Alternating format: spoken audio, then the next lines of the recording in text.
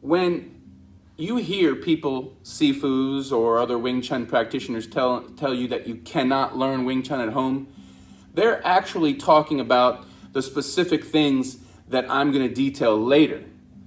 But they're not saying the whole of it. There are absolutely things you can learn at home, and there are absolutely things that you cannot learn at home. That's what I'm going to tell you right here in this video. So, first, what you can learn at home.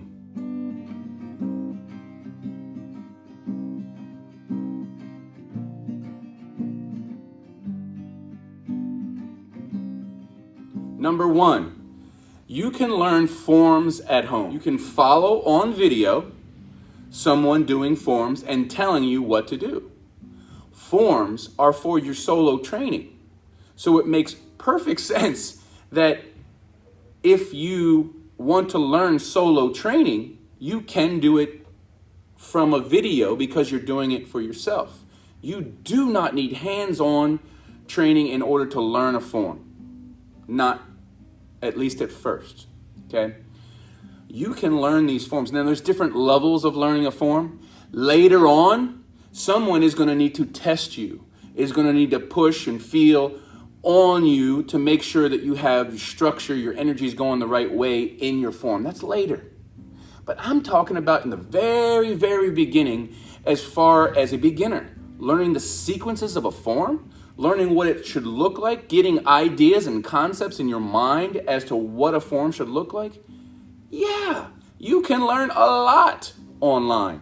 Sunim Tao, the first form, Chum Q, the second form, and Bil Ji, the third form. Okay, so you can learn those three forms at home. You can also learn the dummy, the wooden dummy, or even learn the form of the wooden dummy in the air. That's called the Hong Jong. All those forms you can learn at home.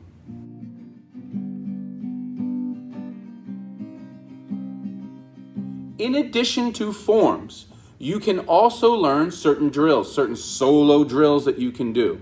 And there's a number of them. In fact, any little portion of the forms you can isolate as a separate exercise, or san-sik, separate exercises that you can rep over, okay, over and over and over. For instance, in Chum Q, we'll come here and here as we move. You can just literally do that over and over and over as a separate drill, not even just practicing the form in totality. You can take any little bit of the forms and just rep those out. On the wooden dummy, there is a great little drill and lots of cool little drills from the wooden dummy. You can go bong, and then you can come around, circle in, and go to a tanda. So watch that again. Here, boom, boom, over and over and over again. Seeing my whole body as I do it. Bong woo, step to the left, come down. As your feet come together and your hips turn, your elbow comes down. Combine those things. Watch my elbow, watch my hip, and watch my feet. Boom. Okay? Now this is actually a circling step. I'm just showing you the in-between, the transition. So in fluidity, with fluidity, I go boom, boom, boom, and I enter in, okay? So boom, boom, boom. Punching, striking. You can practice punching and striking at home. You can do it in the air. You can also buy a wall bag, and you can get them anywhere, wall bag, sandbag. Now in the air, if you don't have that and you're just practicing in the air, you can do your chain punches in the air, okay? Now there's a few things that you wanna do as you practice that. You wanna make sure that your punches are going straight in. You wanna keep a straight wrist. You wanna drive with the elbow. You generally want the crease facing up. You want your shoulders down, and don't do this kind of stuff. Go straight, boom, drop this one so this one can go straight on in.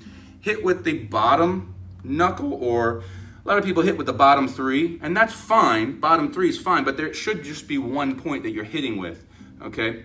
So make it go through one point, even if you're making the surface with that one. Keep your elbow in. Those are the basics of chain punching. There are stretches you need to do. So specific stretches. So one is the tonsile stretch. You need to be able to get your elbow in, come around, okay? Then from here, you're gonna grab your other hand. This hand's here, come grab your other hand. You can grab it here at the thumb, you can grab it around here. Either way, it doesn't matter. Once you do this tonsile stretch, go ahead and extend it, okay? See it from the side, extend that. And just work that, do it over and over. Obviously do both sides. That's your tonsile stretch. Here is your bongsal stretch. Bongsal, another great move. Put this right here and take your hand around and pull this across to where your elbow's facing forward. Now, as you get used to it, you can drop your shoulder. It's gonna make it harder as you have better Wing Chun form when you're doing these things. It's gonna make it harder, but that's the bongsal stretch, okay? A great stretch. Now, there's also a built-in stretch within all of your forms, and it is the chambered hands. People really wanna understand, what is the chamber for? Well, the chamber is a stretch and a strengthening. You're simultaneously strengthening the back line of your body as you stretch the front of it. So when you're doing your chambered hands, bring those hands way back, further than the rib cage. Bring it way, way back. Stretch your pecs, stretch your delts. Very, very important. Keep your shoulders down. And you're gonna feel the back muscles, the upper back muscles really get tight and become stronger as you hold those shoulders back and down. This is all stuff you can do at home, obviously. So, you know, I mean, it bothers me that people say you can't learn Wing Chun at home, because there's a good amount that you can, just as long as you also understand what you can't learn at what you can't learn when it comes to Wing Chun at home, okay? And here's what you cannot learn, and you're never ever going to be able to learn these few things.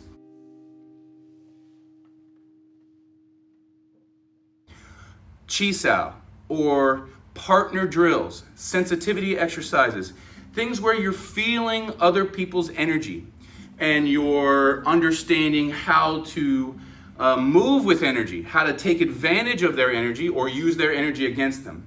You're never really going to understand that part of Wing Chun without a hands-on partner. And that means no matter how long you've trained at home, if you've been learning Wing Chun at home for 10 years, well, if you do not have a partner, and not just a partner, you need someone that actually knows what they're doing when it comes to Wing Chun, someone that actually can bring you up towards their level.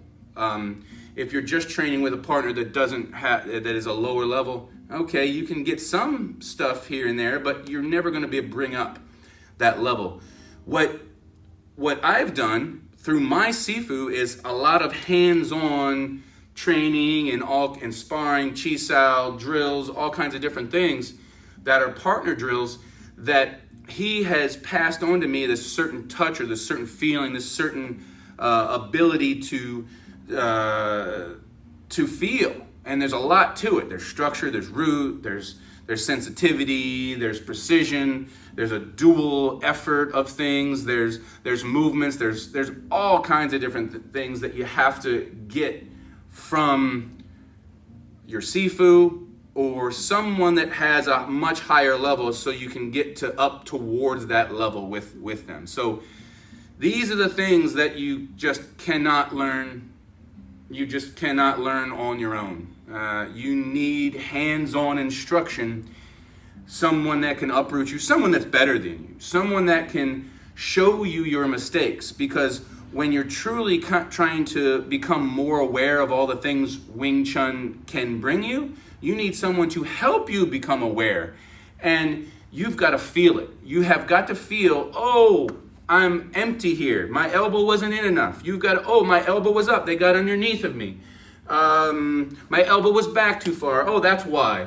And you've got to do it over and over and over. These so-called mistakes, which aren't, that's the learning process, these so-called mistakes that you get from your Sifu and you feel from them helps you to understand.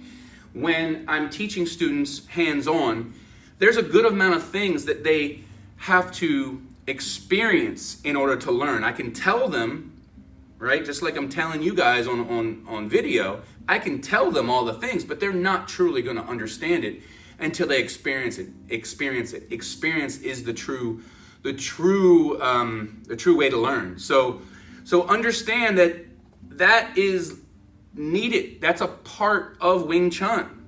And if you only learn the forms or the things that I'm telling you, then you will have the knowledge of a certain level, but you won't have the application or the ability to experience it. You need experience to actually learn, experience with other people and someone of higher level. So when you're looking for someone to teach you, here's the next thing. Where do you learn Wing Chun at home? Now, there are these days a number of people that are teaching Wing Chun at home. I recommend someone that isn't too far from where you can travel. So if you're in America and you want to learn Wing Chun, I'd choose someone in America to learn Wing Chun from. If you're in Australia and you want to learn Wing Chun at home, I'd choose someone in Australia, and vice versa. Because that way you can take maybe weekend trips to go train with them, maybe once, twice a year, something like that, and you can get some hands-on. Maybe have workshops, maybe they offer workshops in their area. But that's what I would recommend. Now, for those of you that are in America, or North America, and you're close to me, you can find my beginner's online course at wingchunlessons.com.